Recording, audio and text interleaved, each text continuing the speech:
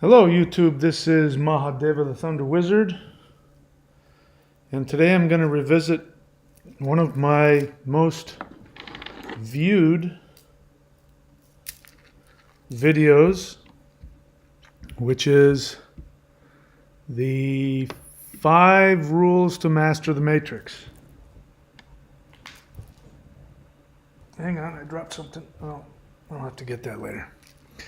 All right. So the 5 rules to master the matrix. Before I'm done with this live stream, I'm going to put the link in the description so you can see it yourself. This is a video that I made in 2016, and I'm going to share with you honestly and candidly what was going on when I made that video. I'm going to honestly and candidly share with you if that video has held up. Have I lived it? Has it turned out to be true for me? So, let us now go over very quickly what are the 5 rules to master the matrix. So let me get my notes out here. So, 5 rules to master the matrix. Rule number 1. So what's the idea behind this? The idea behind this is that we do live in a matrix. You can call it Maya, you can call it illusion, you can call it physical, created, incarnated life. But it is a matrix. And, this idea of the matrix is not new. This is a very old understanding. The word matrix and the current mythology surrounding the matrix is a modern one, but it's based on the same idea that's been shared for thousands of years in different cultures, and that is that we do not live in ultimate reality. That our experience of three-dimensional life is in fact an illusion.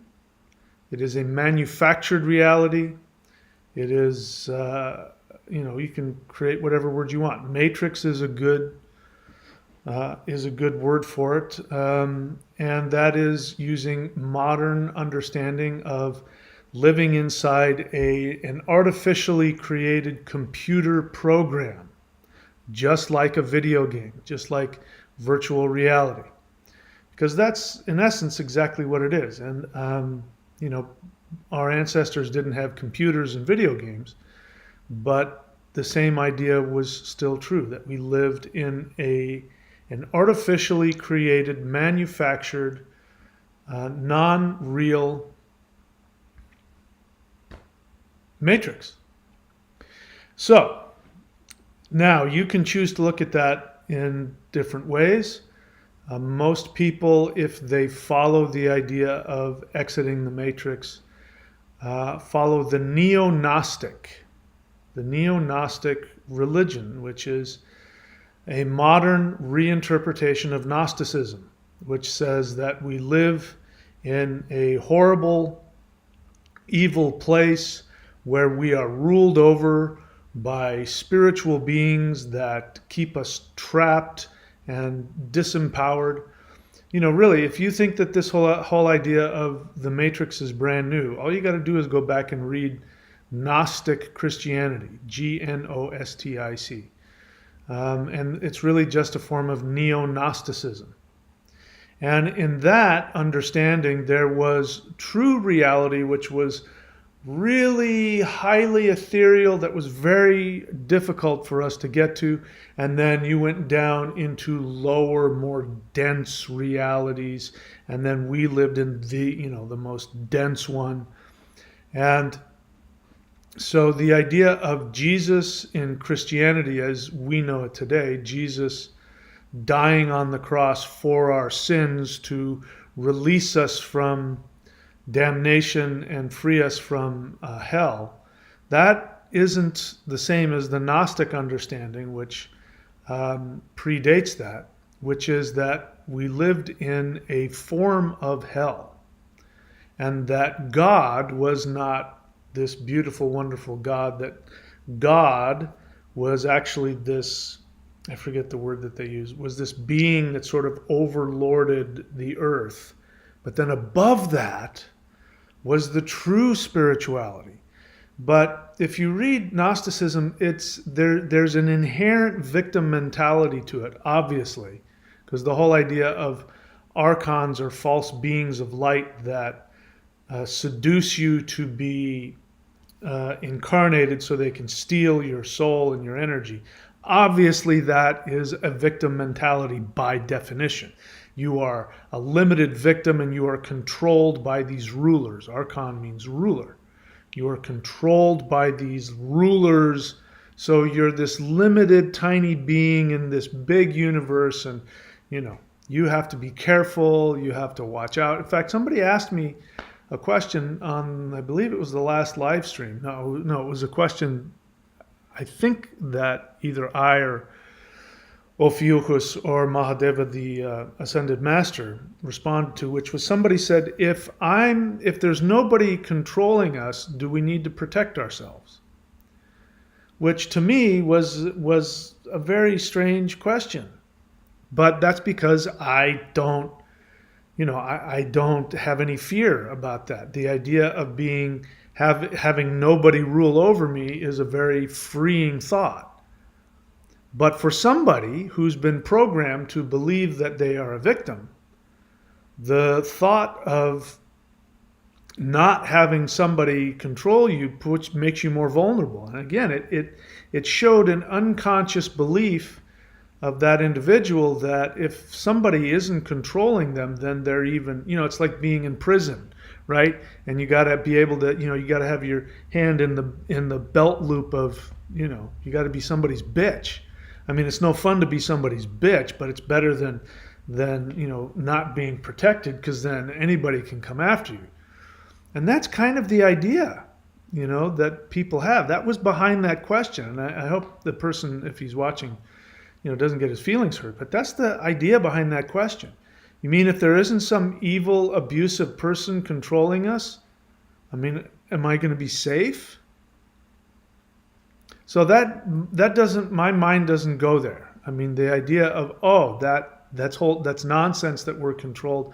When I say to you that you are, bear in mind, I started that video the person was responding to with the assumption that you are infinite. You are God. How do you go from that to, am I going to be safe? It means that the assumption that I gave was not accepted by the unconscious. So lots of times you'll see me in the comments section, you'll see me get on somebody's case for not paying attention. And I'll say things like, you have to actually watch the video first, or did you watch the video before you left the comment? Because a lot of people don't do that. But sometimes people do. And in this case, this person had. And in that video, I stated very clearly that the base assumption is that you are God. You are infinite. You are the creator of this universe. So if you're the creator of this universe, how is it that the next question you have is, well, if there's nobody ruling over me, am I going to be safe? It means that the unconscious mind was rejecting the assumption that I was giving to you, which is that you are God. You are all powerful. The unconscious mind says, no, I can't accept that. So if there's nobody ruling over us, does that mean am I going to get bitch slapped by? Not if you're almighty 100% infinite God. So that's the basis behind the idea of the matrix. Or, that is an assumption. That's the assumption that I come from. But for the neo-Gnostics, for people who came up with this new idea of Gnosticism and this new symbolic understanding of the computer program, people who came up with that, their assumption is that they are tiny, that they're limited, and that they can be easily overcome and controlled. And another assumption on top of that is that those who have power want to harm them, physical and spiritual. So if you think about it, that's going to create a lot of fear. You first start with the assumption, which is understandable based on your human experience, that you're this tiny thing in this huge, powerful universe, and that there are people who control you. As we all know, the corporatocracy, there is a lot of extremely powerful people who instrumentalize you and use you, and your only purpose is to serve them with as much labor and money as they can get out of you. I am now in full agreement with that. So if you start off with that, and then you project that even further, that the beings that are more powerful than you in the universe, the spiritual beings, they also only want to instrumentalize you and use you as an object. If that is your assumption, I got to think about that. That's a pretty tough way to live. I mean, what's the point? What's the point of escaping the matrix if when you're done with it, you're going to end up getting bitch slapped? Yeah, I escaped the matrix. Oh, I gotta go. I gotta go grab on Bubba's belt loop. I mean, which is worse? That's a pretty hopeless way to live. So I want you to just at least entertain the assumption that I'm giving you, if you choose not to believe it, that you are in fact omnipotent, omniscient, infinite God in your soul essence. You created the matrix for your own pleasure, your own entertainment, your own experimentation, and you incarnated. You weren't forced to incarnate. You chose to incarnate. Again, let's look at the difference here. If somebody is forced to incarnate, that makes this a pretty crappy place to live. This is a prison. That means if you believe that, if I was in prison, thank the gods I'm not and never have been, but if I were in prison, I could imagine, the idea of somebody saying, oh, hey, now it's your hour to go out and walk outside, or, oh, hey, it's TV time now. I'd be like, whoopee, who cares? I don't like it here. Get me out of here. When somebody who's been chained to a wall and beaten every day and been fed cockroaches, what do you mean I get to live in a 10 by 10 cell and I get fresh air once a day and I get to watch TV? Oh my God, this is heaven. It's, it's all relative. So if you take that assumption and you put it towards physical life, it's very easy. You have no problem confirming that bias and finding all kinds of things wrong with physical reality. But if I give you the assumption that you chose to be here, and in this laboratory, you get to create like Dr. Manhattan. There's a reason I keep putting him up here, because this is you. You can escape this limitation through your own spiritual, energetic empowerment. And then, if you're Dr. Manhattan, this isn't a prison, this is a playground. Look at how much fun he's having over there with tanks. He can do whatever the hell he wants with anything. And so if you knew that that was the outcome, and you knew that that was where you could go, and that was your assumption, then you would treat things very differently, wouldn't you? So I just want you to meditate on your assumptions about your life. I know you've heard what I said, and maybe that's in your conscious mind, but I want you to get honest with what's going on in your unconscious. On an unconscious level, be honest with me. You don't have to repeat what I say just because I say it. Be honest with yourself. I really don't need everybody to comment, but be honest with yourself about what is your unconscious assumption about this reality. Is it a prison? Are you miserable? Is everything just going to come up horrible for you? So if that's how you see things, just be honest. There's nothing wrong with how you honestly feel. All right, so that's the assumption. Those are the two assumptions that you have. My assumption is that you are infinite God. You chose to incarnate in this fun Disneyland experimental playground, which has very real consequences. Otherwise, the game wouldn't be any fun. It's very real. So with that, here are now my 5 rules to master the matrix. And I made this video, as I said, 5 years ago, 6 years ago, and it is one of my most viewed videos on my channel. And I'm going to, after I take you through the 5 rules, I'm going to tell you what was going on with me when I made that video, and has this turned out to be true for me, and in what ways. What are my thoughts now? All right, so number 1, 5 rules to master the matrix. Number 1, you created the matrix in your story. I've already explained to you that. That's the base assumption. You have to have, here's the thing about assumptions. This is why it's so important to be aware of your emotions, to be aware of your thoughts, to be aware of your beliefs. Most people aren't.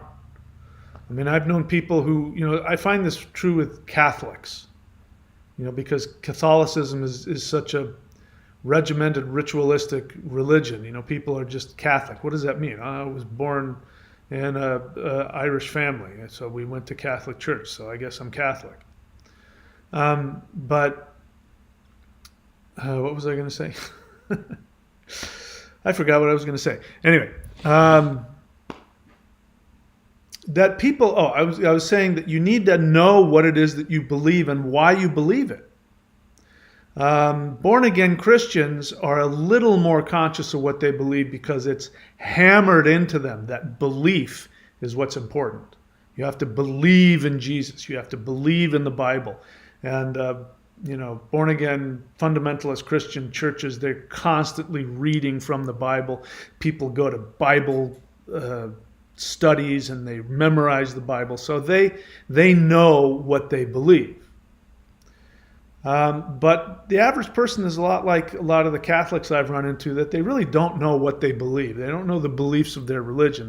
that's what we, I remember watching some documentary, and they were asking an Israeli Jewish woman, what's the difference between Judaism and Christianity? And her response floored me. Her response was, they believe in the cross and we believe in the star. Really? That's it? That's your understanding of your religion? The symbol looks different? That's it? It was just, people just, and I have such a hard time respecting anybody that just adopts a religion because that's what they were born in. Well, that's just what we are. That's us versus them. Not even asking yourself, is this a valid belief? Does this belief pan out in my life? Is this true? So I've always examined everything about my existence to the best of my ability. So I don't understand why people don't do that. And I know it's the reason why is because people want to be loved. They want to be accepted. They want to be part of a group.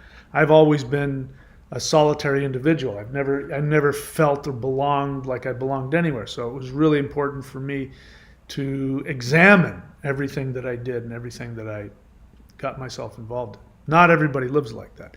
So I don't know how you live, but now you have an opportunity to examine, what do you believe? What do you feel? It's really important that you know what you believe. And again, a lot of people don't. So the assumption is rule number 1, you created the matrix and your story, which some people would call your dharma, your orlog, your destiny. You wrote that ahead of time. The general basic outline you wrote. And that is what shows up in your astrological chart, by the way. That's why the astrological chart can show you what your strengths and your weaknesses are, because you wrote that. You wrote that script before you got here. Number 2, 5 rules to master the matrix. The second rule is, the matrix rewards you for being fearless. So, the matrix is you can call it a computer program. I'm fine with that. You can call it a web. My ancestors believed in this thing called the web of weird, W-Y-R-D. Weird means the triune theory of fate, destiny, past, present, and future. Your future creates your past, which creates your future. It's a very fancy way of, or more detailed way of looking at the concept of karma. So the matrix is a living force that is created by in my ancestral understanding, by three giantesses who weave this energy web of space-time, which you experience as, life, which you may experience as a computer program. This computer program has consciousness. You can even look at it as the life force energy around you has been programmed. You can call that the laws of physics. There are certain things that are built into physical reality. If I guarantee you, if I let go of this, it's going to fall. How many of you think that I'm correct in my psychic prediction? Because I'm saying to you, this matrix is designed in such a way that this rule always happens, that if I'm holding on to something that has any mass to it at all and I let go of it, it's going to fall. Oh, look at that. Oh my God, how did I know that? Well, it's built into this matrix. It's one of the rules.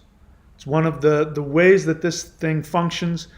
And so this rule, I'm telling you, is also just as sure as if I let go of this, it's going to fall. This next number 2 is also true. And that is, this matrix rewards you for being fearless. When you take action regardless of the consequences because you want to accomplish something for your own empowerment, the universe always, always, always rewards you. You can call that positive karma. And that's just like the law of gravity, works every single time. I have proven it to myself over and over and over again. Whenever I take positive action, regardless of my fears, I always get a positive response from the universe, always. So that's number 2. The matrix rewards you for being fearless. If you can adopt that as an assumption and take that action, then that will become a life choice. That will become a lifestyle. So really what I'm giving you is I'm giving you 5 assumptions that if you act on these assumptions, you will end up creating a completely different lifestyle. But you have to first choose to believe it. Now, believing something doesn't mean that you feel it's true. You're taking a risk. You're choosing. You're taking my word for it. The same way that those religious people in churches, they take the Bible as the word of God, even though it says all kinds of crazy stuff that either they don't understand or doesn't make sense or is just plainly, absolutely false. Like the earth was created in 7 solar days. That's obviously not what happened. But, it's more important to be part of the group and believe nonsense. So they choose to believe that nonsense. Doesn't mean that it makes any sense. They're common sense. I mean, I know I was a Christian. I was a born-again Christian. I was a devout born-again Christian. And I can tell you, devout born-again Christians, 24 hours, 7 days a week, are constantly fighting their common sense, which is saying, yeah, but that doesn't make any sense. Why would God, who is, you're made in his image, and God is love, why would God create you just to put you in hell because of a belief? That's constantly going on in the back of their heads, every day, all day. In fact, if you look in the face of born-again Christians, like devout born-again Christians, you will see a lot of them when they get into their 30s and 40s. Not your average person who just goes to church and doesn't know what they sing the songs. It doesn't mean anything to them. They go out and go to Vegas and fuck hookers, and that's not, I'm talking about the people who really believe it. If you look in their face, you'll see this in some pastors, you'll see this in people, you'll see that they have these bags under their eyes, like these dark bags, and they're like 30 years old, but they just have these, not like the kind of bags that I have, but the kind of bags that create like these deep creases, that these crevices. And there will be a look in their eye. They'll have this look in their eye all the time, like this. There's just this fear in their eyes. And that's because they are constantly, 24 hours a day, 7 days a week, dealing with cognitive dissonance. They can't, it doesn't make sense. They really want to believe it, but they have to fight with themselves. And I've watched people when I went to Bible college when I was 18 years old, and all the other kids showed up from their Christian parents sent them off to Bible University. Biola University is where I went. They showed up and they were just happy little 18-year-old kids. And by the end of those 4 years, they all had big giant bags under their eyes, and that happiness was gone. And they were just, it was a really interesting transition. That was when I left, by the way. At the end of those 4 years, I said, I'm out of here. This thing is ridiculous. So just be willing to examine that assumption that the matrix, this web of weird that you live in, this space-time program you live in, will reward you every single time when you act out of fearlessness. Rule number 3.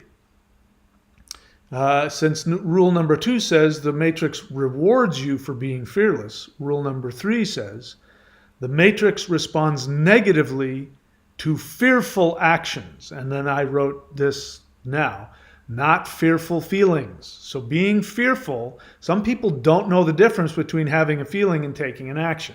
Because for most people, their feelings drive every single action that they have. They simply act and react to their impulses. So a true warrior does not always have to respond to their feelings or their impulses. A true warrior takes action based on their decision. So that's a little bit of a change that I've made since that 6 years ago. Number 3, the matrix responds negatively to fearful actions. If number 2, you're rewarded for being fearless, then one way to look at it, and I'm not saying this is the best way, but it responds well to the words. The matrix punishes you for fearful actions, not feelings, but actions. And what do I mean by that? It doesn't punish you. It's not God. You're not a bad person. The matrix is designed to help you accomplish your greatest purpose, which we're going to get to later, which is for your soul to experience its greatest fulfillment and happiness. And it knows what it came here to do, but you have to cooperate with it. You're not just a soul. You're a soul. You're a higher self. You're a lower self. As we've talked about, you've got this reptilian created physical body and reptilian brain and nervous system. You've got these 5 organs that they have their own souls, and you've got all this stuff. You've got your genetic past and your ancestral stuff. You've got your past life stuff. You've got all kinds of stuff going on. So you've got a bunch of things going on here. And the idea of spiritual practice is to bring all of these things into alignment so that they focus on one thing and one thing only, which is your soul. So when you are working cooperatively with your soul, then the matrix is designed to help that.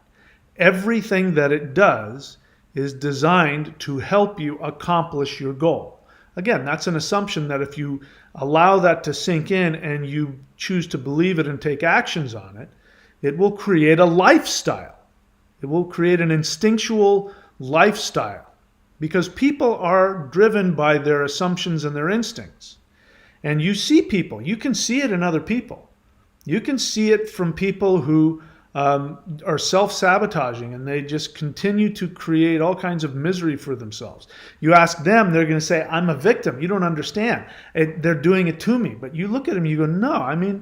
Every time that you stick a needle in your neck, and every time you light up a meth pipe, it destroys your life. No, you don't understand. I have to do that because, and they'll come up with some ridiculous nonsense. Because their lifestyle is based on their assumptions and their reactions, their actions that they take. So if you can absorb these things and make them, if you can program yourself, with them and act on them, it'll create a lifestyle that will create its own rewards. So the matrix rewards you for being fearless, taking fearless action, and the matrix punishes you every time you take fearful actions based on, I want people to love me, I don't want people to hate me, I want to be part of the crowd, I don't want to, whatever it is. You take actions based on anything negative. I was an actor for years. I taught acting. I was in, not that you'd seen any of it, in movies and TV, and I did a lot of theater and all that. And there's a basic thing that actors learn, which is called, first your acting teacher, your director will say, what is your choice in that moment? Your character is making a choice. It's a really great psychological understanding of human beings because everything is a choice. So actors make choices for their characters. Well, in this scene, I'm trying to seduce the queen. That's a choice. That's a positive choice. You're trying to go after something and get something pleasurable. Not that it's moral or good or right, but it's positive in that you're positively going after something that you want. A negative choice would be, what is your character doing in this scene? Oh, he's trying not to get thrown in prison. And at that point, the director will say, how do you play not doing something? You go, oh. And that's what bad acting. You want to know if you ever notice bad acting, like you don't believe it, it's people playing negative choices. I used to play a lot of bad guys. Surprise, surprise. And the thing about playing a really frightening bad guy is to not think of, the character doesn't think of himself as bad. The character thinks that he is doing the best thing possible. So if I were to play Hitler, I wouldn't play him as this, what he was. I wouldn't play him as a paranoid, narcissistic, selfish, nutcase, lunatic, asshole. I would play him as somebody who really believed he knew what it would take to save the world. And people just don't understand it.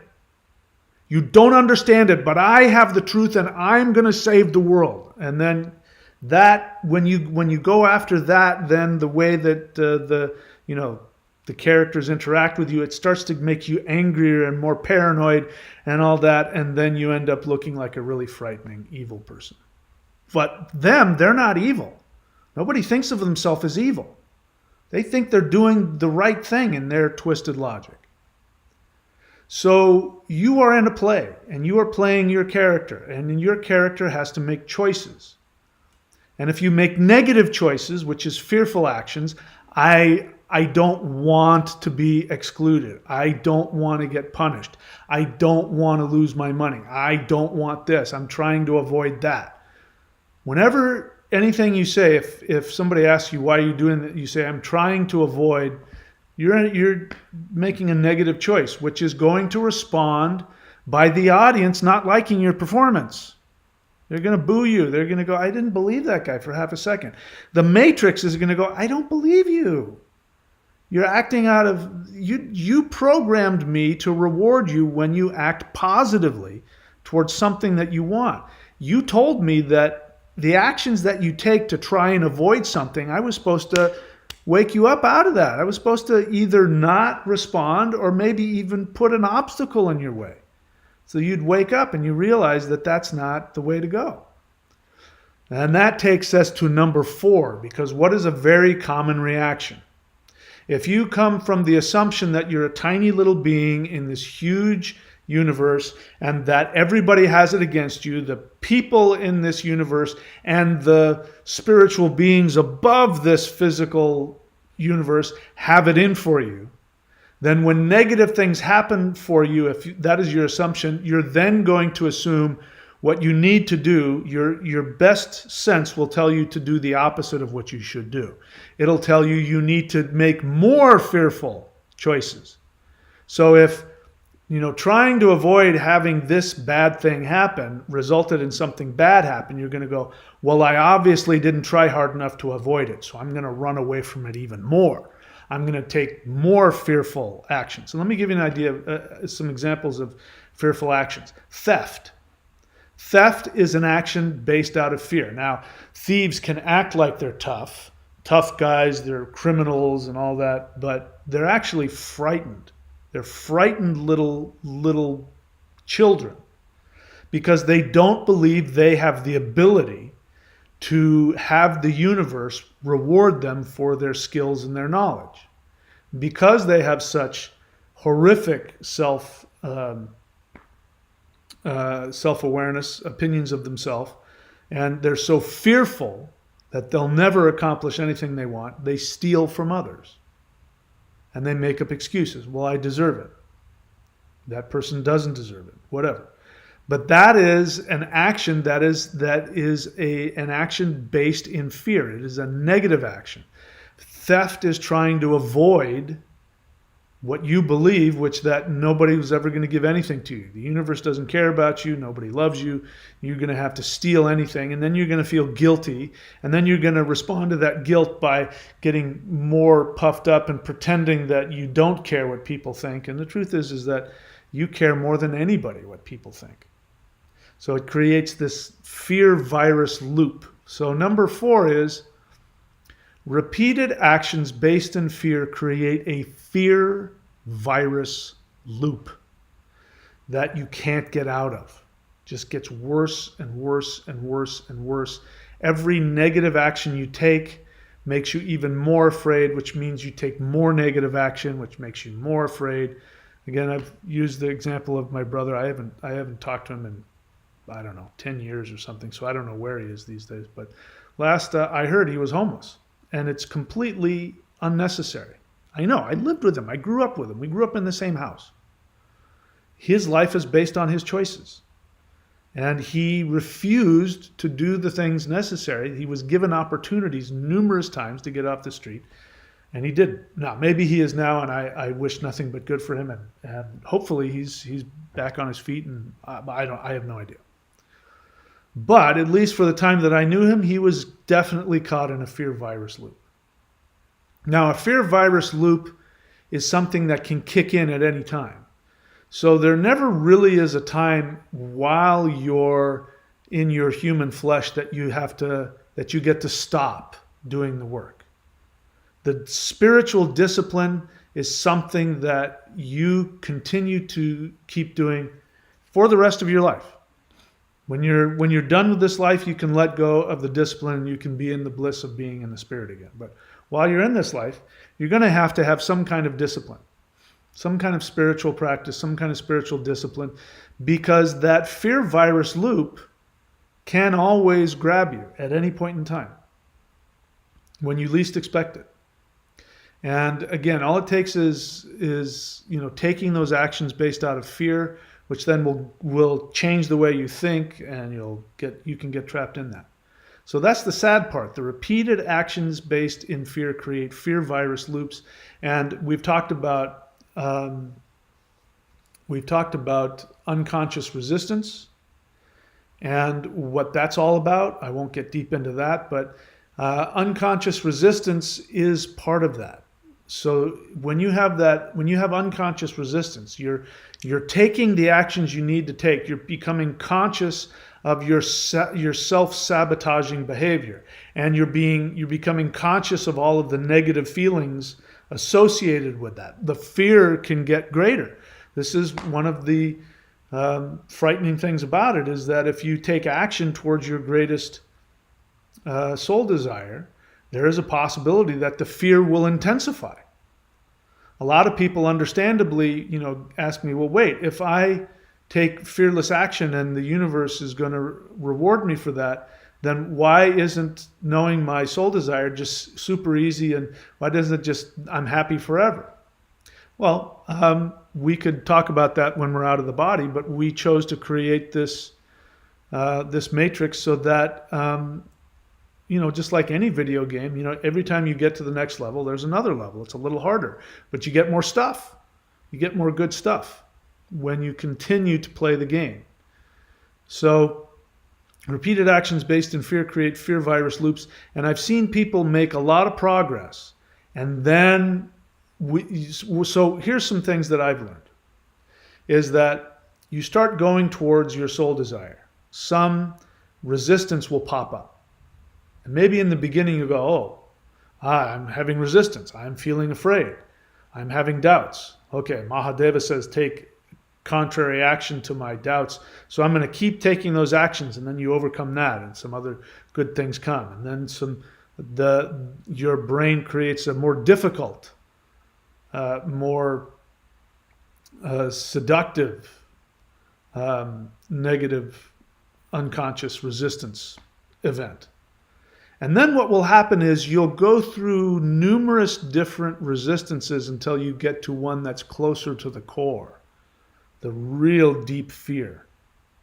And oftentimes this will represent a major life change. Not every time, but sometimes it will represent a major life change. Quitting a job, leaving a destructive relationship, moving out of your parents' house. Or if there's nothing in the physical realm, then it'll represent something deep within you, some fear of symbolic fear. Both of my parents are dead, but it doesn't change the fact that I still find myself wondering, oh, what are people going to think if I do this? And the truth is, there's nobody left in my life to give a crap what I do or don't do. So they all still live in my head, just like yours live in your head. So those fears come up. What are people going to think if I do that? You get closer and closer to some deeper fear or some very real obstacle in your life. And so there's been no shortage of people I've worked with who were making great progress, and then out of nowhere, they just decided to turn around and walk away. The same way you see with alcoholics and drug addicts, they get sober, and they're sober and clean for years, sometimes decades, and then out of the blue you find out, oh yeah, that guy, he killed himself. What do you mean? Yeah, he ended up they found him dead in a hotel room with a needle stuck in his arm. Just you get to that point, that fear virus loop comes back around. So don't be afraid, because the good news is, as long as you are doing spiritual practice, your spiritual discipline, you are protected. The spiritual discipline, again, what is the point of it? The point of the spiritual discipline is to marshal all of the different forces within you. The different forces within you to focus on your soul. The more that you do that, the more you are connected to your soul. You will have fear virus loop events where you get afraid and have bad days. Those will happen. But your integrity, your soul, will power you through it, if you choose to have that be the case. One last thing I want to say, which is really important. It's really, really, really important. I don't stress it enough. You can't do this thing alone. You can't. Especially if you have a lot of past life or childhood issues, you will not be able to do this alone. It's virtually impossible. You are going to need to have people in your life. You are going to need to have mentors, whether they be a psychologist or whether they be a spiritual mentor or a friend. You're going to need groups of people. You're going to need people who are doing the same thing as you that you can connect with. This is part of the deal. We are we are social beings. So there are so many people that are isolated. And these are a lot of people that come onto the channel because that's all they have is YouTube. And they'll just watch nothing but YouTube videos. It can really take you down a bad path, keep you in that fear-based mindset. But if you've been damaged, if you've gone through trauma, and you've been wounded, and what the result of that wounding is that you are afraid of what people think, you have a negative view of other people, you see the world filled with evil people who do evil things to you. Not that there aren't evil people that do evil things, but that's all you can focus on. You don't like people. You're afraid to let people get to know you, right? Am I talking about you? That's because we live in a narcissistic society that is in fact run by archons, evil rulers evil narcissistic rulers. And what we've experienced these past 2 years is exactly that. What has happened, the entire strategy to overcome this plague has been to isolate people and to control the information that comes to them, which also isolates them. I mean, I have to be careful what I say on YouTube because YouTube might shut down my channel if I say the wrong thing. Facebook will shut you down if you connect with your friends and make videos sharing your opinions. If those opinions happen to be politically incorrect, they will shut you down, which makes people only talk about what is approved, which is a form of isolation. It creates a scenario where the only way to connect with people is to virtue signal. There's all kinds of different ways to virtue signal.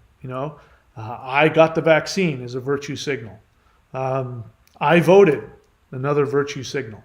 Here in Florida, I don't remember seeing this in California, but here in Florida, everybody's got a pickup truck and everybody's got flags stuck in the back of the bed of the pickup truck. So there's just these huge flags. And I keep wondering, is that safe? What if one of those flag poles comes flying out and goes through my windshield? That's virtue signaling. They're not part of the liberal elite, and they're going to prove it by virtue signaling to their other. That's something that we do, but virtue signaling is a way of coping with feeling isolated. You throw your truth away in order to let other people know that you want to be part of the group, and then you can feel like you're part of something, but your communication is being monitored, it's being limited, it's being controlled, and so really you're still alone, you're still isolated. Our society is you can't talk about your negative feelings. There's all kinds of, people say, turn that frown upside down. That's okay, just smile. Don't worry, be happy. We have if you live in a religious community, they'll tell you, just believe in God, it'll all be okay. Don't doubt.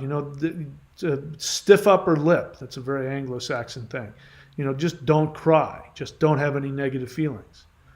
If you live in a shameful home, they'll tell you, you better wipe that smirk off your face. I'll give you something to cry about. So we're shamed out of our negative feelings, which again isolates us. It's really important that we not let people control our very real human need to connect on the deepest level. If you have been damaged and you are in pain, it's important that you find people that you can share that with. And I'm not talking about people who want to, go online and create videos about, how to overcome the narcissist and, getting angry and wanting to blow things up. That's not what I'm talking about. I'm talking about being honest about it, getting vulnerable and real. Anyway, I wanted to take that little sidetrack because I've been thinking about it. I've been watching it happen. And it happens in this instance when people are in a fear-based loop and they start to make progress. And especially if their soul desire contains them putting themselves out in the world to be seen, then there's a good chance that their negative unconscious resistance will come up, which will say, who do you think you are? Who do you think you are to say that you can do this and do that? Who told you you shouldn't do that? You shouldn't put yourself out there like that. You're going to make your parents look bad. And then I never hear from them again. They disappear. So that is that fear virus loop.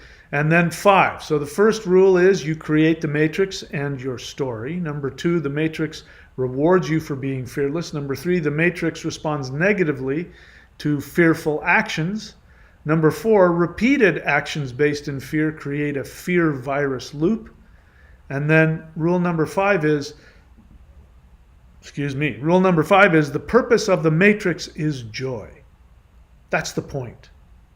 It's not about virtue signaling. It's not about becoming enlightened and then telling people how enlightened you are and having people go, oh, look, he's enlightened, she's enlightened.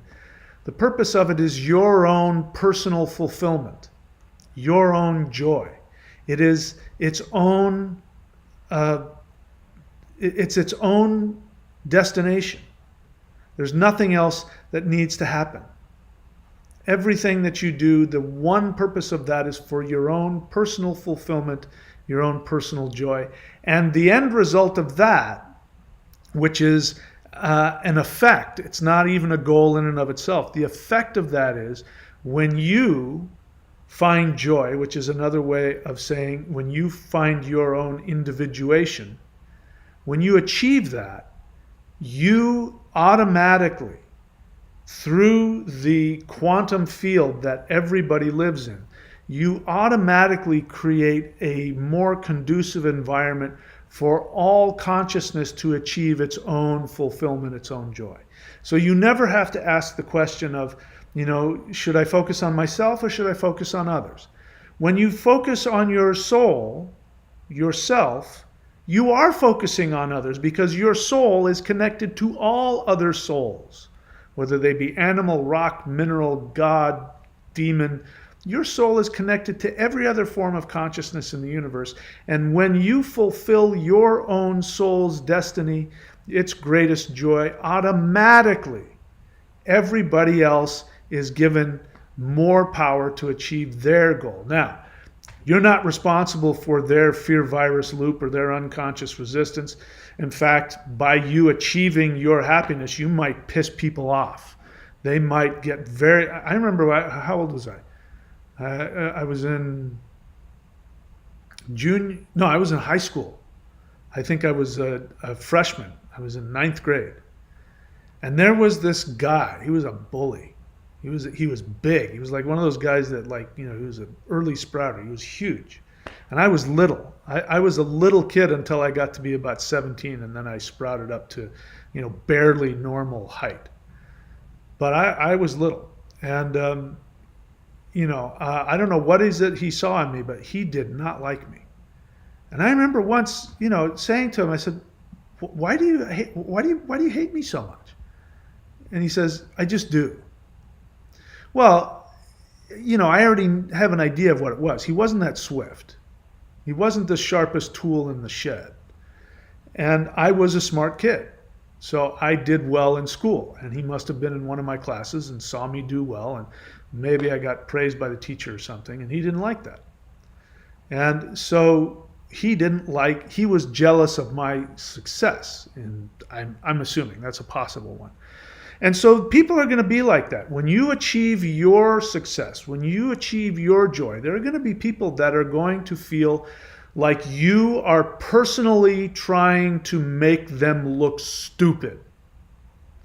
Because what's going to happen is they will be forced to feel the pain of their own choice to walk away from their soul. And so, probably one of the 5 most painful experiences of my life. When I was my second time around in college, and I was doing very well as in the theater department, and I was, an undergraduate, and I was acting in lead roles in main stage productions, which was only reserved for the graduate students. So I was breaking all kinds of rules, and I invited my parents to come see the play. And as I was putting my makeup on for the show, the dean of the department, I heard him meet my parents, and he went on about, you should be so proud. Your son is so talented, and went on and on and on. And I thought, oh, finally my parents are going to see how, they're going to appreciate me, they're going to approve of me. And I went and I did the performance of a lifetime, standing ovation and all that stuff. And afterwards, what my dad said, after probably a half an hour of really uncomfortable silence, driving in a car and all that, and I'm wondering what the hell's going on, my dad says, well, you're not there yet. My mom says, so why do you do it? Is it for the applause? seriously, I can't think of, any worse possible reaction that a parent can have to their child. But it was obvious. It took me years to piece it together. But my mom, when she was in college, was an artist. She was a painter. We had paintings that she had made when I was a little kid. But she never did anything with it. She wanted to be a poet. She wanted to be a painter. And she didn't do that. She threw that away so that she could be a good person and be a housewife and squeeze out kids for her alcoholic husband. My dad, I don't know where that came from. My dad was successful in his own right. But, when you go after your soul, there are going to be people that are going to be pissed off.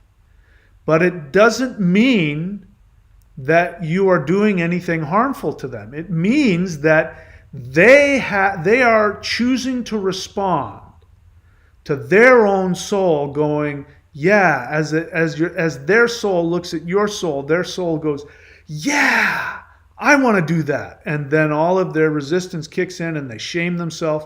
They can't tolerate those feelings, so they're going to put them on you. They're going to say, who the hell do you think you are?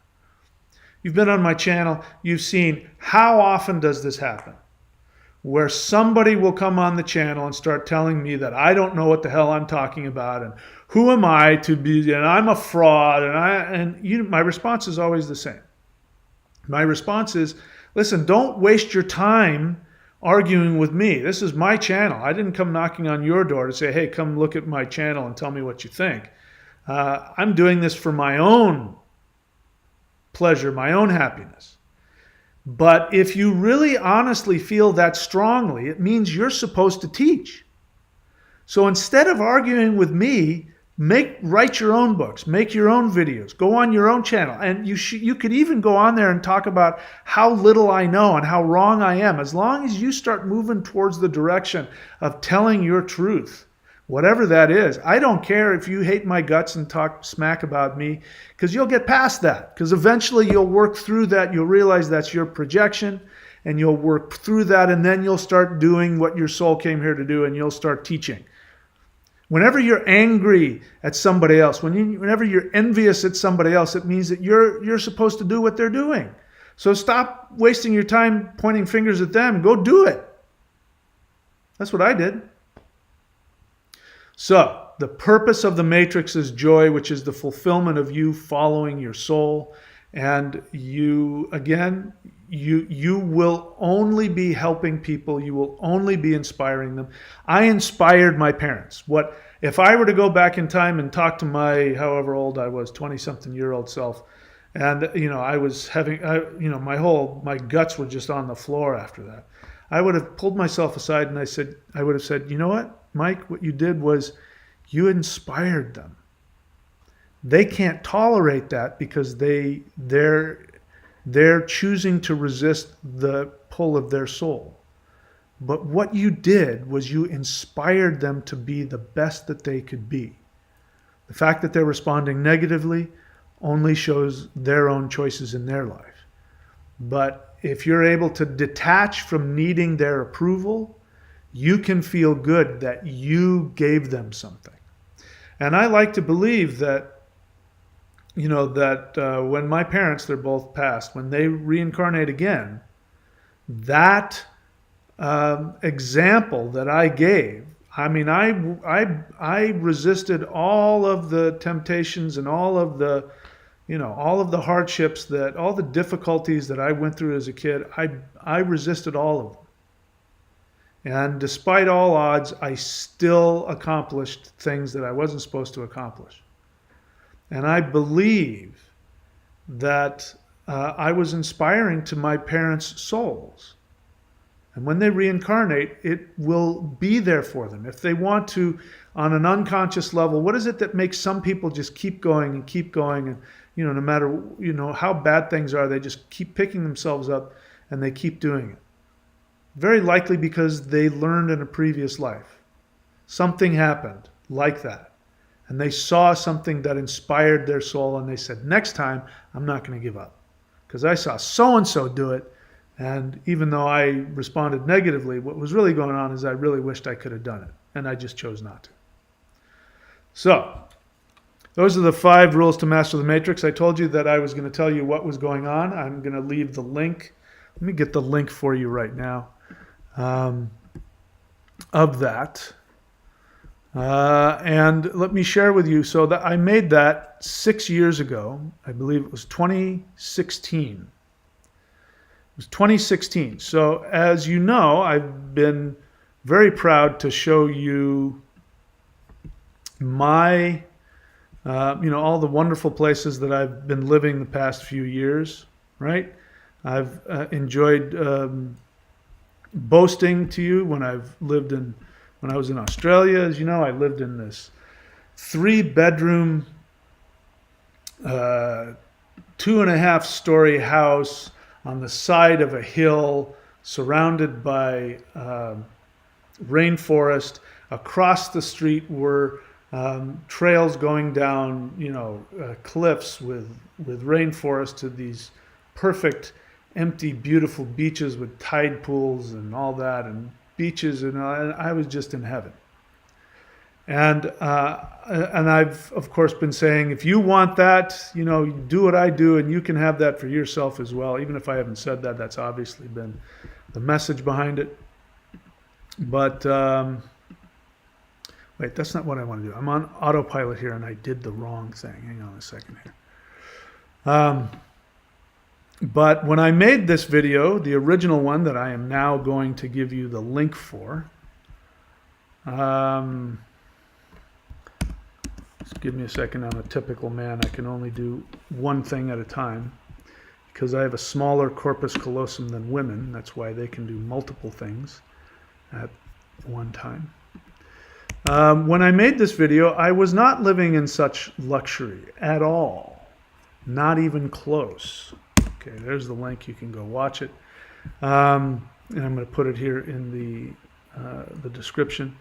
When I made that video, I was living not in a 1-bedroom house. I was living in a studio. It was technically a house. If you looked at it, it looked like a tiny little house, but it was a studio. I'm sitting here in my living room right now, and the whole house was probably, which included the bathroom and the kitchen, the entire house was probably 3/4 the size of the living room area of the house I'm in now. Let's see. Let me just write this here. The original 5 rules video. Okay, now it's in the description as well. And so, how could I think I did some boasting in there about my health or something like that. But how could I make that video so boldly saying these things?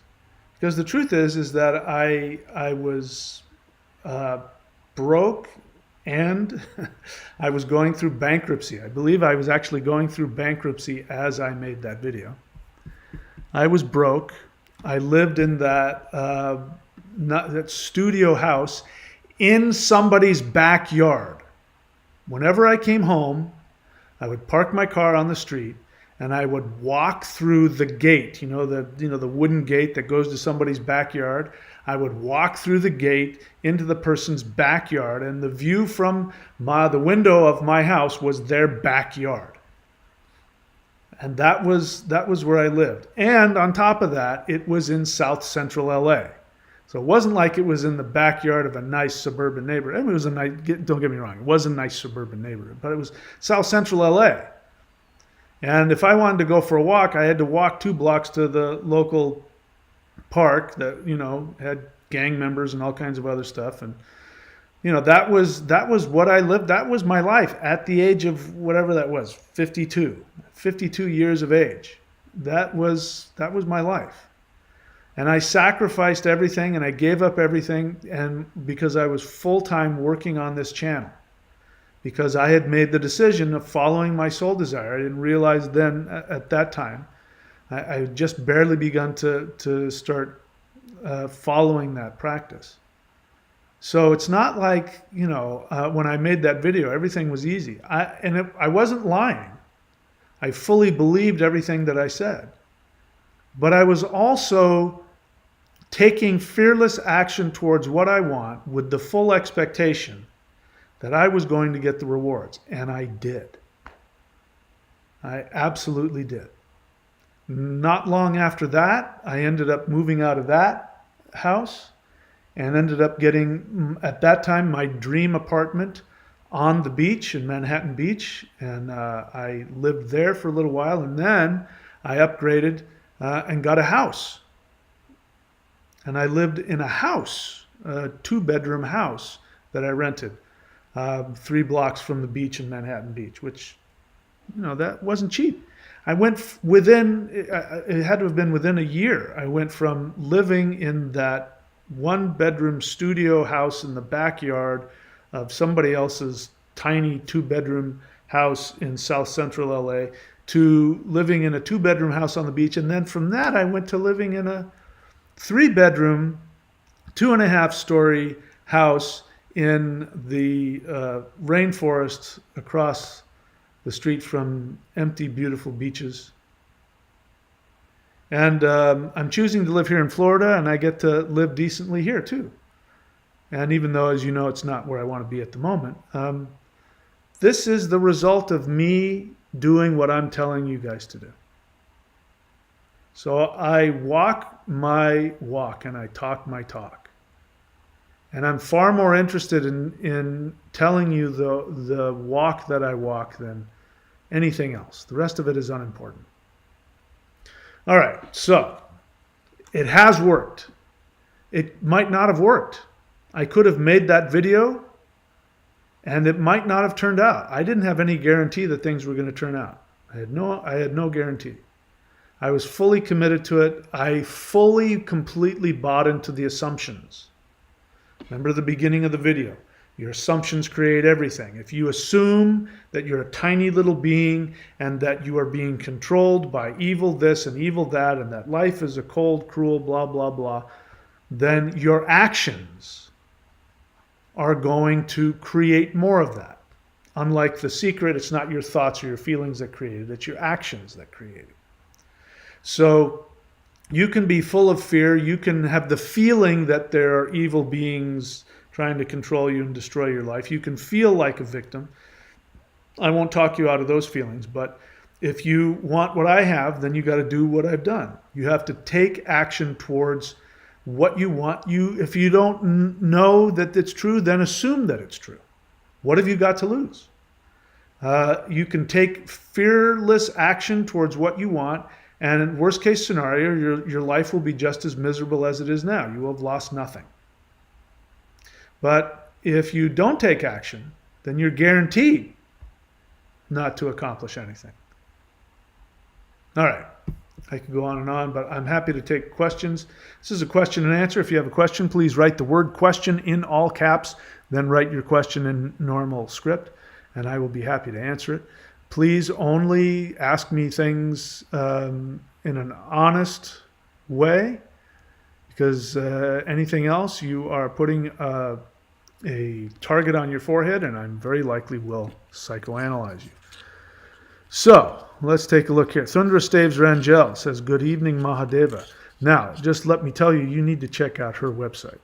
She has a website, thunderwizard.com. She is one of my certified astrologers, and she's got a bunch of other stuff that she does. Go check her out. Let's see what else. Demiurge. Jameson Son was helping me with the Gnostic word. The Gnostic word for God is demiurge, which is just such a tremendous victim mentality assumption that you live in this prison and above you is this God who's the demiurge. Now, you have to understand that the exit the matrix belief, you don't know this, but the idea of needing to exit the matrix actually comes from 2,000 years ago, when the Romans had conquered the Mediterranean world. And those people who lived underneath Roman rule actually looked out their windows and saw archons, Romans, walking up and down their street. They were taken captive. They were taken hostage as slaves. They were minimized in their own country, their own, and for generations, these archons, these foreign archons, had been, taking over their world, and they occupying their land, and they created multiple generations of people with victim mentality because that was their everyday real life. So guess what they created? They created a religion that did the same thing. So they projected their physical reality onto their spiritual reality, and they created this belief. Gnosticism was a creation of that time. It didn't exist before then. And it's a complete victim mentality religion that people think is somehow this great religion. And I despise it because I despise anything that creates victims. So yes, the demiurge was the word I was looking for. Vincent.thunderwizard.com, he says good evening, and you should take a look at all the services that he provides. He has a website, and he is also one of my certified astrologers. Please go check him out. He has a lot to offer. If you want me to do the same thing for you that I'm doing for them, you can go to lockdown.thunder. Whoops. Do I have it on there? I'm sure I do. No, I don't. You can go to lockdown.thunderwizard.com, and if you pass the very simple test that I give, I will be happy to certify you. And if you come onto the live stream and say hello and remind me to do so, some people forget to remind me to do so, I will tell people to go check out your webpage that I will host on my website. All right. Olivia Rackley question. Is it normal for people to feel the energy of the metal set more strongly than the others?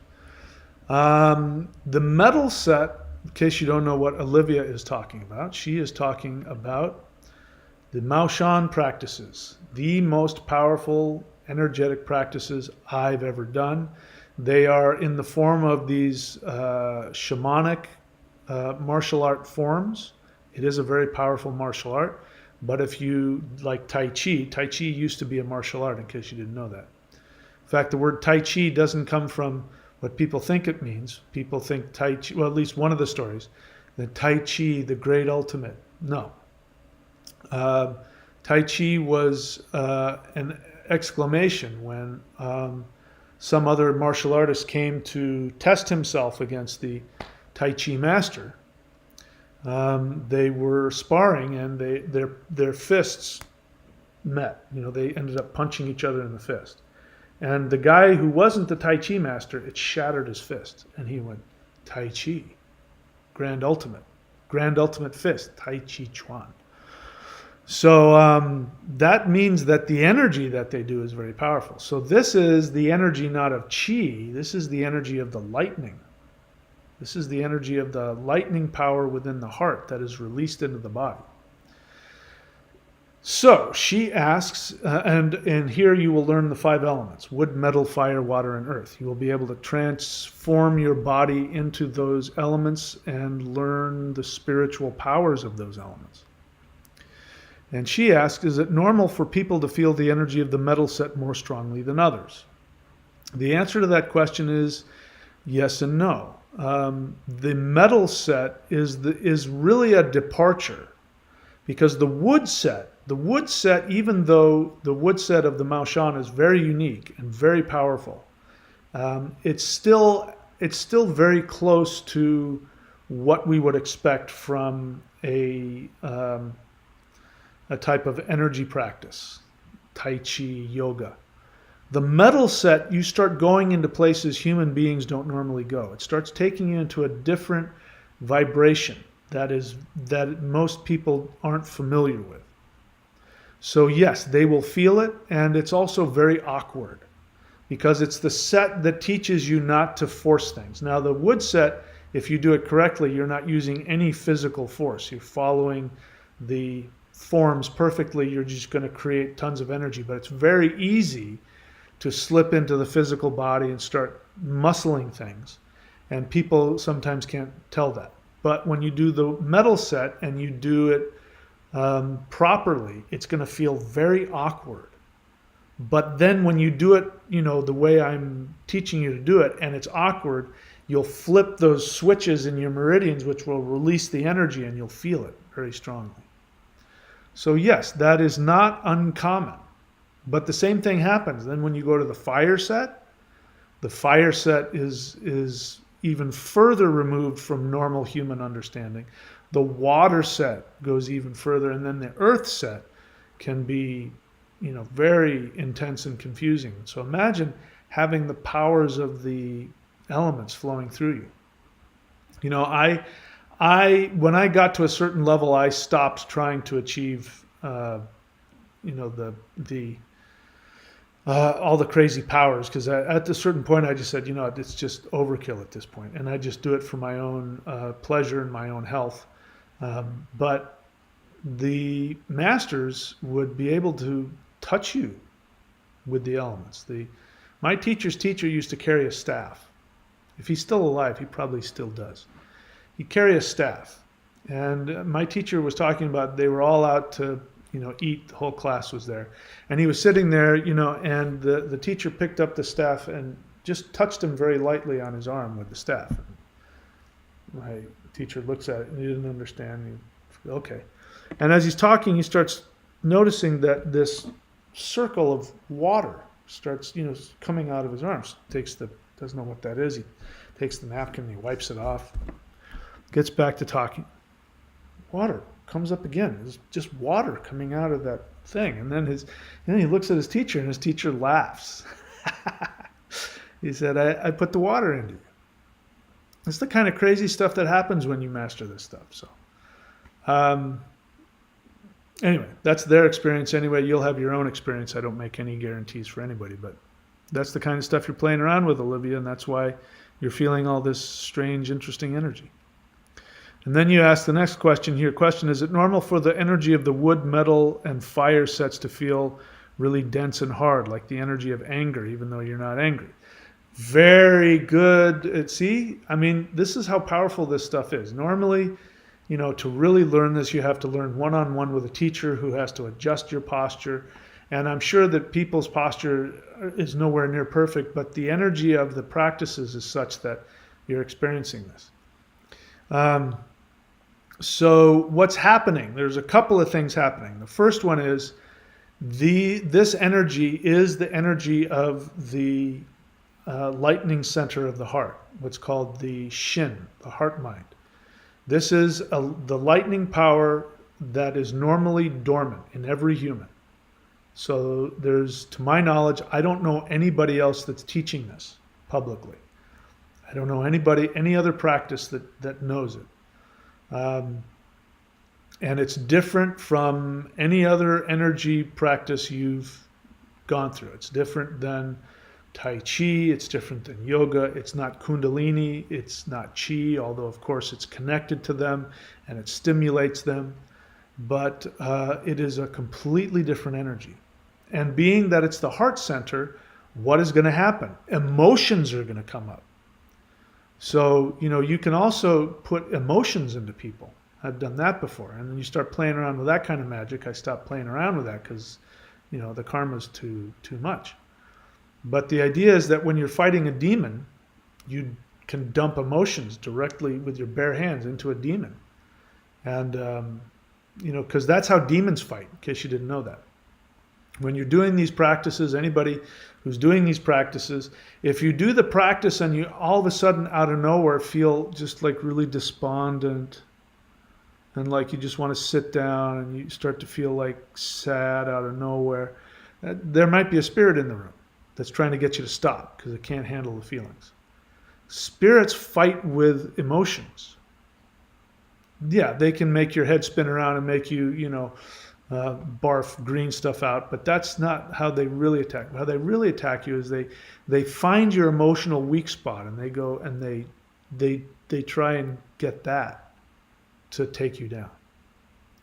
So you can, when you're able to send emotions through your hands, it gets kind of crazy. So what's happening, Olivia, one thing is you are becoming aware of a lot of unresolved emotions, right? And so instead of them being these emotions that are run you, they're now flowing through your body and they're now power that you can use. And the idea is you do the set. So let's say, for instance, the fire set. If you're doing the fire set and you start to get angry, because fire is associated with anger, the thing to do is to let that anger flow through your body as you're doing the set. And then what will happen is when you have worked through that emotion, at least for that moment, then all of a sudden you'll feel a calmness come over you. And you'll know that you're done. And then you can go and relax and meditate, take a nice nap or go to sleep. And you will wake up feeling less, you'll feel lighter. There will be some emotional issue that will have resolved itself. And the same is true with all of the other elements, whether it's wood, metal, fire, water, or earth. Wood is, their anger can come out with wood because wood is the liver. The liver is resentment. The positive side of the liver is the noble warrior, so you might have this feeling of a noble warrior. Metal is, and again, these are spirit fighting, so it's going to bring out all of the aggressive aspects of these emotions, but if you put them into the sets, it's very healing and also cleanses the energy that you're in. So the metal will, this is very advanced stuff. This is normally stuff that I would reserve for my spirit fighting class, but since you asked and you're a Maoshan practitioner, I can tell you. The metal is criticism. So the metal will bring out this desire to criticize, this ability to get to the heart of things. The metal is like, somebody comes at you with wood, which is like an assumption. Somebody says, the universe is this and you need to do that. And then the way you respond to wood is with metal. Metal chops down wood. So the metal says, hang on a second. Where's that coming from? Because you just said this and you said that and that doesn't make any sense. So you start criticizing, you start chopping things up. And so if you're not comfortable with that, if you've grown up in a codependent home where you had to be agreeable all the time and buy into everything everybody says, it's going to be uncomfortable to have this feeling of wanting to look at things, and slice them to the root of what they are. So that you might feel some negative feelings, some dense feelings coming from that. Fire we already talked about, because fire is anger, but fire can be all kinds of things. It can be love. A lot of fire covers sadness, interestingly enough. So the fire come up and you'll be crying for no reason. And then the water is going to feel very dense. The water can be very calming. In fact, somebody who's mastered the water set can be a healer, because then the water energy can come out of your hands, which calms people. Very healing, very nourishing. But if you've ever been out, getting hit by a tsunami, as a surfer, I've gotten hit on the head by some pretty big waves that can knock you out. I've been surfing in waves, it's just water crashing down. I've just snapped my surfboard in half like a toothpick. So the water is very powerful. So you can have a lot of things come up with water. And then the earth is the power of earth. And so the strikes of the earth, it feels like, and if you know how to do it, you can just barely tap somebody and they'll just fall straight to the ground, because that power of earth just grabs them. But if you also know how to use that power, you can touch somebody and help them to connect with the ancestors, which is also the earth. The earth represents having comprehension. So you'll comprehend things on a deep level. It'll resolve confusion. This is the power of the 5 elements. That's why I'm not kidding around when I say this is the most powerful energetic practice I've ever come across. I'd venture to guess one of the most powerful practices ever released on the planet Earth. What do I know? I only know my experience. Olivia asks another question. Is it important to learn and master all the element energy sets and complete the course before attempting to contact the ascended masters? Of course not.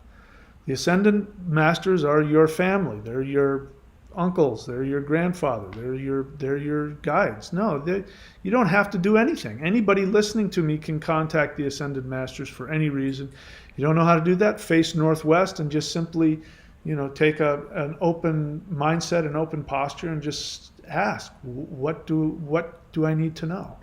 And they will give you information, and the information may come in all kinds of forms. It could be a vision, it could be a feeling, it could be nothing that you're consciously aware of. You're being downloaded something, but it will always have the feeling of knowing how your behavior, your beliefs, your actions, how they benefit you or harm you, and how that ripples out to all other people, and you'll see the connection that your thoughts, your beliefs, your actions ripple out and affect everybody, and it's up to you to decide if you want to affect them positively or negatively. You'll get a real powerful understanding of the responsibility your freedom, your free will has. And so whenever you interact with the ascended masters, they'll always have advice on how to gain more fulfillment and peace and healing in your life. And you'll always walk away thinking about how we're all connected. So no, you don't have to master anything. Anybody, every single human on the planet has the right, and they're listening 24/7. They're always available to you. All right, let's see what else. Jameson-san question: how does being fearless in relationship and self-expression work? How does being fearless in anything work?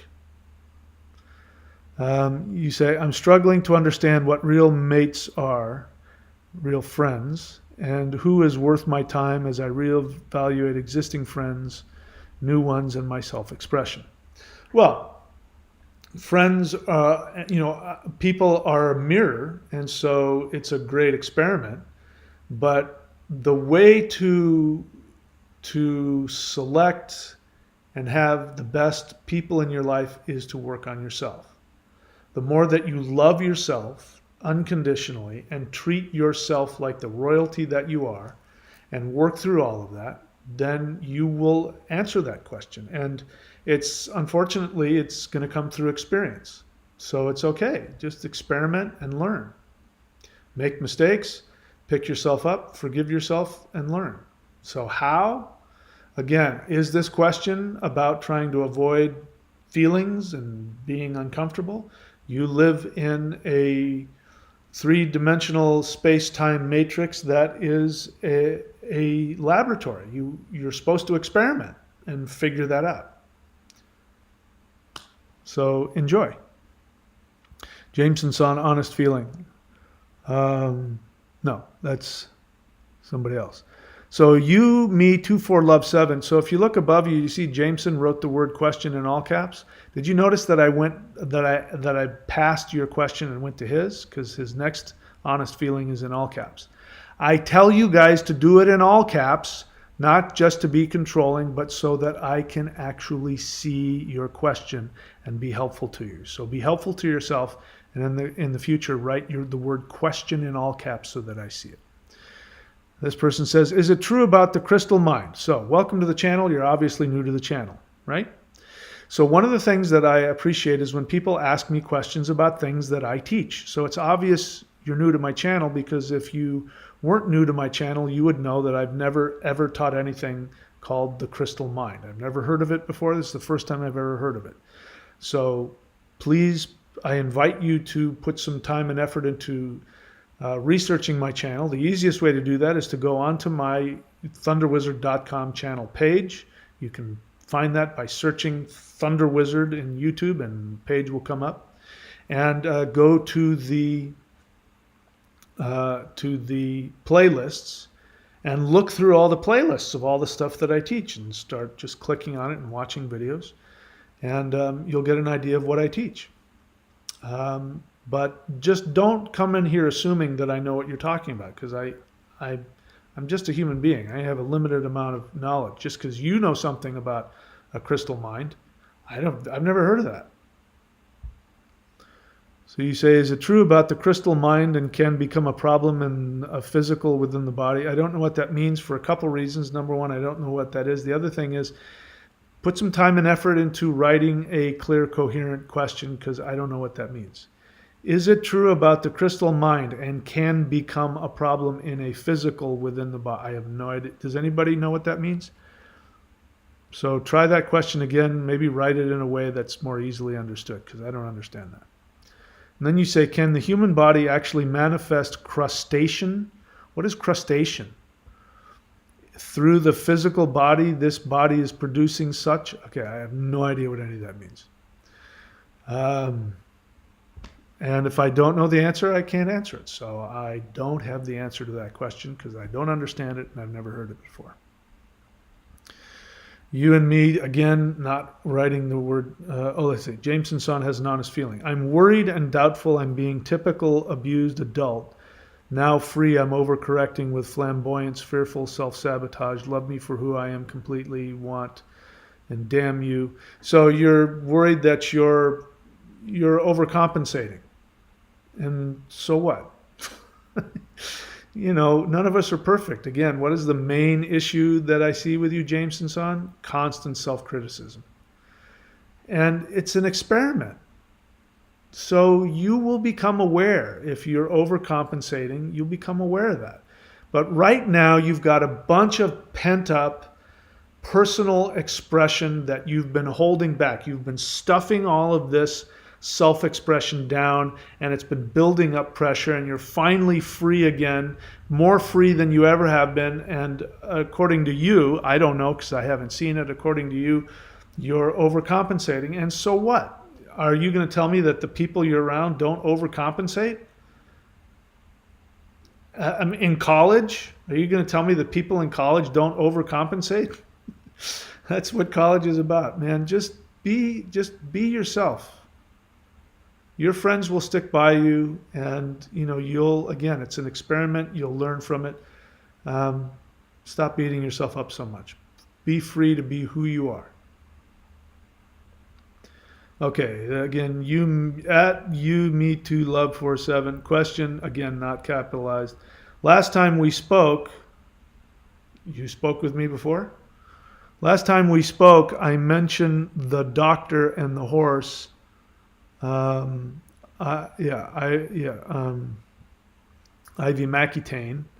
I mentioned the doctor and the horse.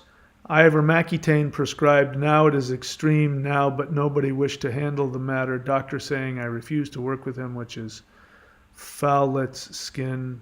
I don't understand that. I can't talk about that off prescription medication on YouTube, so unfortunately I can't talk about it. But things are changing. More and more information is coming out. Listen, this pandemic is coming to an end. People are, in fact, they've already. The way we know, this is how you know that we have reached, what is that word?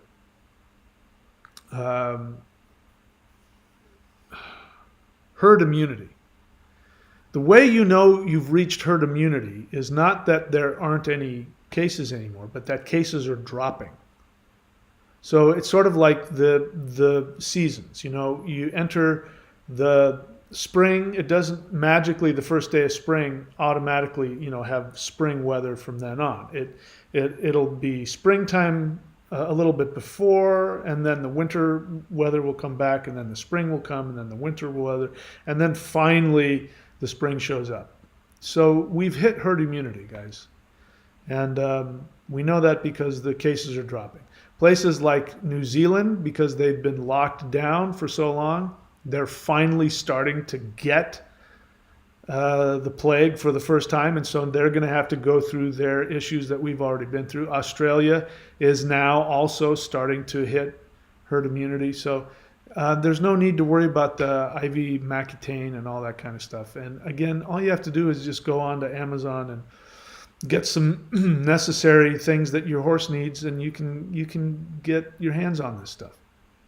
But also, it's not a problem anymore. It's we're going to see that it's just another form of the mild flu. So I wouldn't worry about it. I don't know what your question is about it, but it's nothing to worry about anymore. If you haven't already had it, I mean, I've had it. And according to the CDC, I am the most protected you can possibly be. If you haven't already have it, you probably will get it, and it'll be a mild flu, and you'll be fine.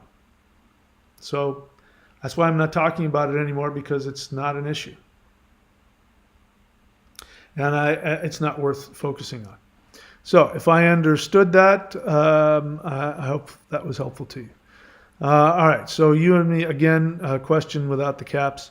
You ask, why am I such a hunted person? Hunted or haunted? Hunted person in this matrix of years of lives. I can't be around people hating on me. They getting me evicted now. All right. So you're not going to find a lot of sympathy from me, because I hear a lot of victim mentality. So the first thing you need to do is go back, watch the link to what I've said, and you've got to acknowledge rule number one, which is you're 100% responsible for everything. You're, according to you, a hunted person. It's because you are manufacturing that. I know you don't feel that. You think you're a helpless victim and they're all doing it to you. But you can change that. Very likely, I'm willing to bet that you have a lot of very deeply unresolved psychological trauma issues from childhood. I'm willing to bet your parents weren't the most kind and loving on the planet, and you carry a lot of that. You've been programmed to create all this, and so me telling you this in one video is not going to be enough for you, unless you really are motivated and pay attention and follow all of my directions. More than likely, that's not going to happen. So my strong suggestion for you is to go get some kind of counseling. You can find free counseling online. How you do that is you type in free online counseling. You can find a counselor and talk to somebody. You can get yourself, a lot of people can get free counseling with a psychologist. There's all kinds of programs out there, but you need help. You also sound really young to me. So you're a young kid, you need some help. If you're not a young kid, you're coming across like one, but I'm just letting you know. And so I can't counsel you in the 1 or 2 minutes that it would take to answer your question. I don't have any slots available now, but I do take apprentices, and that's part of what I do. So in light of that, my suggestion to you is to spend time on my channel and to follow the practices. Do the meditations, do the energy work, and the first thing you should do is to drop the victim mentality. I know you feel like a victim, and start meditating on asking yourself the question, how am I creating this in my life, and what can I do differently to change it? First thing is stop buying into the victim mentality, and I'll leave it at that. What else? Thundra, having said that, I have compassion for you, but the way that I live is compassion only goes so far. Co-signing it and feeling sorry for you doesn't help you. And if I can do it, you can do it. So the channel is here. I would recommend spending more time watching the channel than asking questions, and wait until you've done a lot more work before you start asking some questions. In the meantime, seek out some kind of mentor or counselor. All right, what else?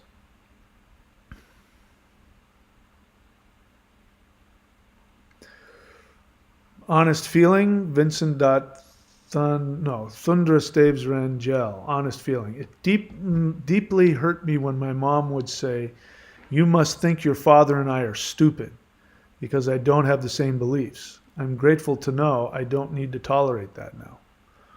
Yeah. So that's obviously her projection. She obviously doesn't believe it, and feels stupid, and she feels shame. Again, that's so, for a parent to shame a child is, that's not how things are supposed to work. But I've noticed this with Christians. Every religion, every cult religion has its own specific, things you can point out that just absolutely shows how insecure they are. But Um, Christians will do this. Born again Christians will do this. I heard this when I was going to church, and I've heard it since. When I was going to church, it didn't strike me as being strange because I only knew that religion. But here's a quote that you hear from very religious born again Christians. They'll say, "Our God is a good God. And I just know that I know that I know that I know that God is good." I mean, they literally talk like that. They sound nuts. If a human being were to walk around and go, "I just know that I know that I know that gravity exists, and I know that gravity is there," I mean, we go, "Why do you keep repeating that? What's wrong with you?" Well, it's obvious that they don't believe that their God is good, because they wouldn't need to repeat it. They wouldn't need to perseverate and say, "I know that I know that I know that I know that God is good, and our God is a good God. Our God is a good God. He's a good God. He doesn't beat us up, and I know He's a good God. I definitely know He's a good God." I mean, they wouldn't talk like that. You don't ever hear Hindus talk like that, ever. You will never hear a Hindu say, "I just know that Ganesha is a good God, and I just know that I know that I know that Ganesha." You'll never hear that. You'll never hear a Hindu say, "I just know that Shiva is a good," "I just know that I know that I know that." You'll never hear that. You might hear it a little bit with the Krishna followers, but that's another subject. You won't hear. You'll hear Muslims do it in their way, and their way is they'll chop your head off if you don't buy into their belief. If you don't agree with them, they'll chop your head off. I don't know what the Jewish thing is. Maybe they just guilt you to death. I don't know. But a real spiritual practice, you never have to repeat yourself. You believe this, and somebody says, "I don't believe that," and you go, "Oh, okay. So what? I don't need you to believe what I believe." You have multiple gods to choose from. You can choose any god you want. I'm okay with that. All right, so let's see. Okay, that's not a question. Vincent.thunderwizard.com, honest feeling. "It deeply hurts and saddens me that my mom shames me out of getting therapy." Well, she doesn't shame you out of it. She's trying to shame you out of it, but she's not accomplishing it. But I understand what you're saying. "Deeply hurts and saddens me that my mom shames me out of getting therapy and working with you." Oh, so yeah, I'm the problem too now. "She thinks therapy is an excuse to talk badly about her." Well, it kind of is. I just want to heal myself. I mean, she's right. She knows that she's damaged you. Here's the sad part. The unconscious message of that she's unable to speak, is that she's filled with shame because she is your mom and she loves you. And she wants to empower you and she wants to heal you, and she knows that she doesn't have the tools. She knows that she can't help herself. She's been programmed to be this way, and it's entrenched, and she doesn't know that she can choose something different. So the unconscious message is, whenever your mom does that, what she's trying to say is that she loves you. And it doesn't make it okay that she's shaming you. The thing, you shared what she said before, which is a really crappy thing to say. And I'm sorry that she says that to you. And it's very hurtful. So it might be time to start thinking about getting your own place, because this means that your karma with your mom is coming to an end. And the way you know that karma in a relationship is coming to an end is that the other person starts to become irrational and starts to fight with you. And no matter how hard you try, you can't make things meet. And it just means it's time to start going your separate way. Your mom's soul has an agreement with you. So before you incarnated, your soul and your mom's soul, you talked over what your karma would be for each other.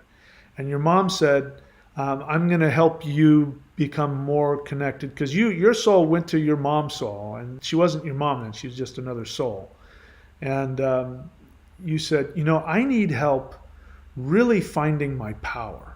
So I'm going to incarnate into a life that will have some significant challenges in the beginning. And I really need to learn how to completely depend on my own spirit. And your mom soul said, oh, I can help you with that. I will, because I have to work through my own issues, I will make things challenging for you so that the pain will force you to really focus on finding your own power. And then when our time is done, I will become, more and more uncomfortable for you, so that you'll be, you'll be more inclined to leave and go live your own life. So Vincent, I'm not telling you need to go do this tomorrow, because I don't know what your current limitations are. But that's what's happening here. And it doesn't make it any easier. But she's not going to change, and you shouldn't fight with your mom. You shouldn't have to say things to her. You can if you want. You can, try and communicate with her if you want. But what it really means is that it's time for you to manifest your own way out of there. So that's my suggestion, limited as it is. And I'm perfectly happy if I'm mistaken. I could be, but that's my suggestion for you to be thinking about. All right, I have to get rid of some spam here. Hang on. Thunderous Staves Rangel, honest feeling. I am excited and proud of myself. I'm about halfway done with a shamanic oracle deck I am currently creating based on these life-changing teachings. Wow, that's awesome. And you are an inspiration to me. Thank you for that. And it's going to be, I can't wait to get my own copy. I hope I can buy a copy off you, because that sounds really awesome. Captain Majikono. Question. Since you are passionate about theater, I'm curious if you were ever into stuff like tabletop role-playing games like Dungeons and Dragons. No. And that's not the same thing. I got nothing against it. I think they're great, but it's not the same thing. Seems a great place for those who love acting. Well, I've never done it. You might be right. I don't know. It's a little... Actually, people were just starting to do it when I was in high school. I think people were just starting... That whole thing was just starting to get created.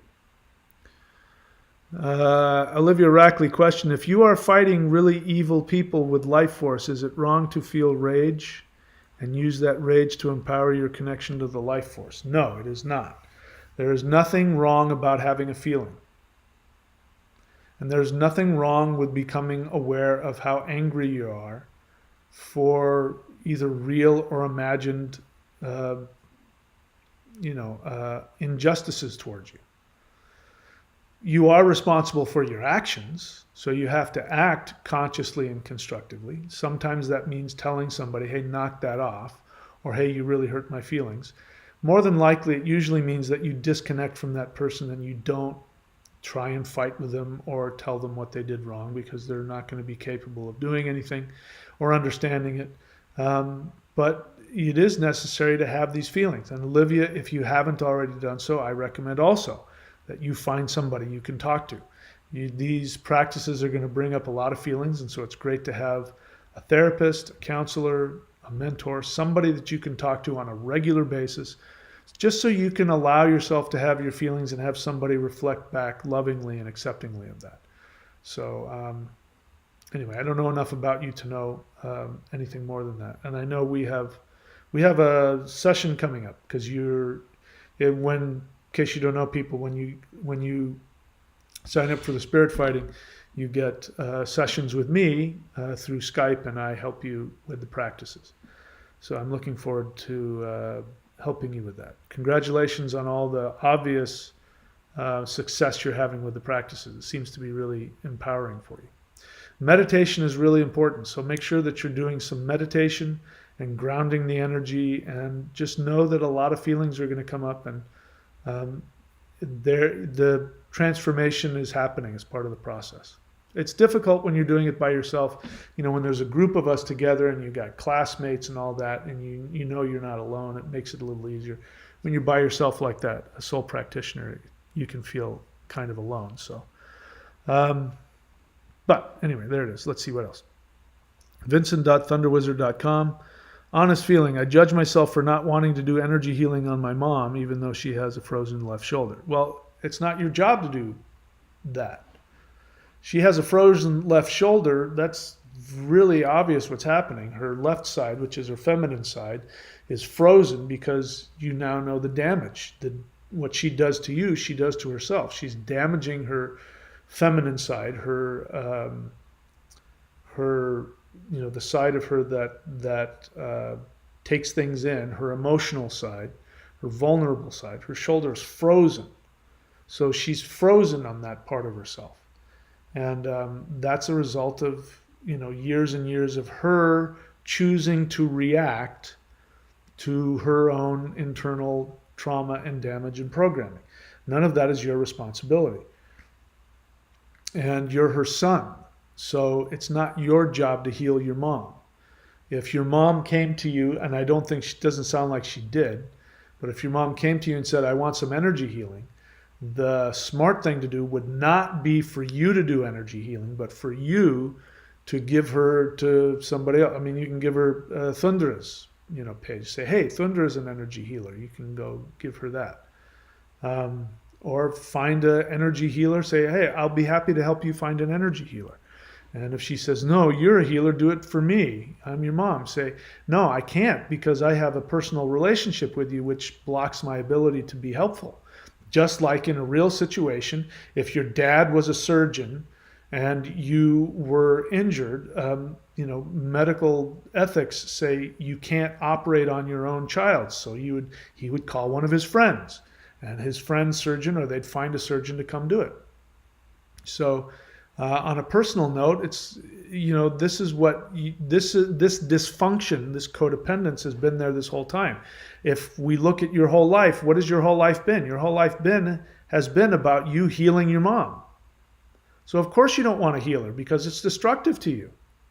Your mom, unconsciously projects all this negativity that she has about herself onto you, and you think that you've been taking it because she needs it and you're helping her. And now you realize you're not helping her. It's damaging to you and it's damaging to her. So I'm quite, based on this, it sounds like she hasn't asked you to heal her. So it's not your problem. If she does ask you, you still don't have to heal her. Go find somebody else and say, here's somebody else. So you're off the hook, Vincent. Your feeling is very normal and very healthy. This is exactly how you should be feeling right now. And of course, you're going to feel self-judgment because your mom trained you to feel that way. What else? Olivia Rackley question. I thought you said your teachers told you that you must not do spirit fighting while angry for any reason. Spirit fighting against another person. And no, if you're my spirit fighting student, you are forbidden from using this on another person.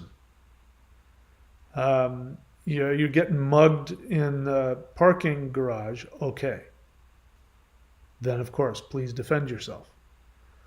But you're not allowed to take this out angrily on another person. But that's not the same as having feelings of anger towards somebody.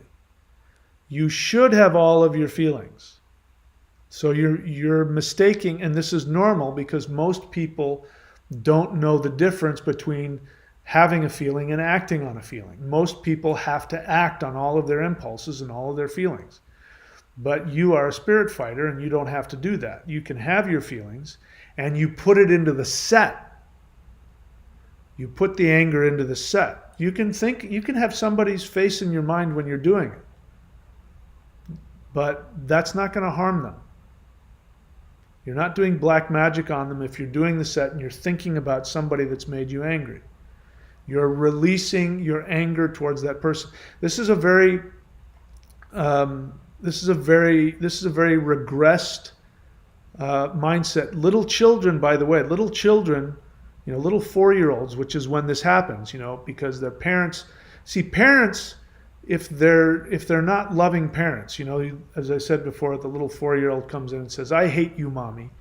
And if mommy is loving and, a good mother, she'll go, I know, come here. And then the little kid will say, no. Then, no, come here. And she'll go up and she'll pick up the little 4-year-old and she'll hug the 4-year-old. The 4-year-old will go, no, I hate you. I wish you weren't my mommy. And she'll go, I know. I still love you. It's okay. And then the little kid will cry and all of that. And then they'll be happy 10 seconds later. But if you live with a dysfunctional mom who's not individuated, and you walk in as a 4-year-old and you say, I hate you, mommy, she'll slap you across the face or shame you in some way and say, how dare you talk to me like that? I'm your mother. Then you learn that your negative feelings have the power to kill, which isn't true. And so this idea of you having anger towards somebody is somehow black magic and you're going to kill them if you do the set and you're angry at them, that's coming from a very damaged little girl who somehow got the feeling that her feelings are magical, and they're not. Your feelings are not magical. Having a feeling won't kill anybody. Okay? It's not a bad thing for your spiritual development. Your parents shamed you out of your feelings, and that's what that guilt is about. No, the most spiritual place that anybody can be is to have all of their feelings, positive or negative, happy, sad, pleasant or unpleasant. You can't be a spiritually advanced human being if you deny yourself your feelings. Got it? So feel free to be as angry and hurt as you want and put them into the sets. You won't hurt anybody. In fact, you might heal something.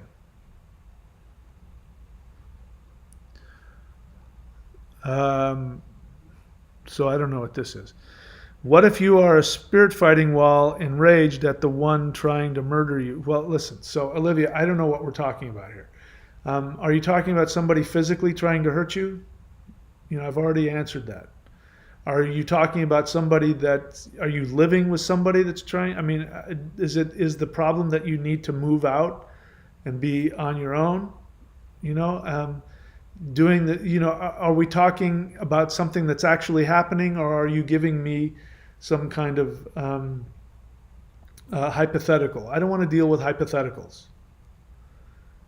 I want you to listen to what I'm saying, because that's all there is. You're supposed to have all of your feelings. And you're supposed to take those feelings into your sets. And if your feelings are you hate somebody who you feel is trying to kill you, and you're feeling hate and anger while you're doing the set, it is a good thing. If you're actually physically trying to kill somebody, that is a bad thing. If somebody's trying to harm you and you need to defend yourself, that's a good thing. But if we're talking about somebody, who's trying to murder you, where is this coming from? Let's stay in practical reality. Again, this is if we're talking about you feel that when you have negative feelings that you're actually murdering somebody that isn't physically there, that means that you're very regressed into a very young, damaged little toddler you. The adult you look around. Is there anybody around you right now that's trying to murder you? No. Do I feel angry at somebody, and do I feel like they're trying to murder me? Yes. Then, if you're not sticking an ice pick into somebody's eyeball, you're not harming them. Okay? Learn to have your feelings. It's okay. All right. What else? Anything else? Olivia, I may have said this before, but I'll say it again. Here's where I want you to go. I'm going to put a link down here. I want you to go here. You're my student, right? So this is my suggestion as your teacher. You should go to this website and go to one of these online meetings and say these same things to them, and they'll be able to help you. And you should be doing this on a regular basis. Okay, I'm going to put the website here in the chat. Go to that website and go to an online Zoom meeting and ask those questions, because you need it. All right, anything else? Nothing else? That's it. We're all done. Well, I was expecting to just be on here for a little while, and it's almost midnight, so I guess it was good. I was tired, and I did the opposite. For those of you who are my students, I can't wait to get off the live stream. I did not want to do a video tonight. I was sure that nobody was going to want to listen to me.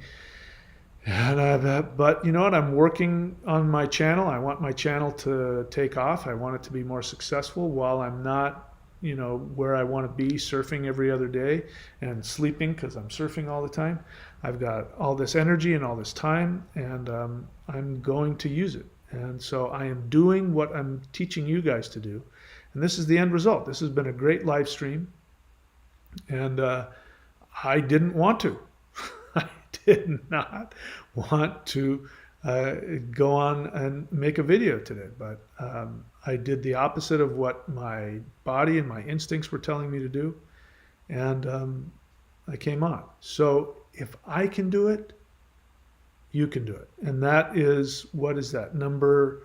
I was doing number 2, which is taking fearless action, which means regardless of your feelings, taking fearless action based on what you know your soul desire is, regardless of how you feel, the universe must reward you. So for me coming on here when I didn't want to, and doing it and it turning into a great live stream means that the universe is going to reward me for that.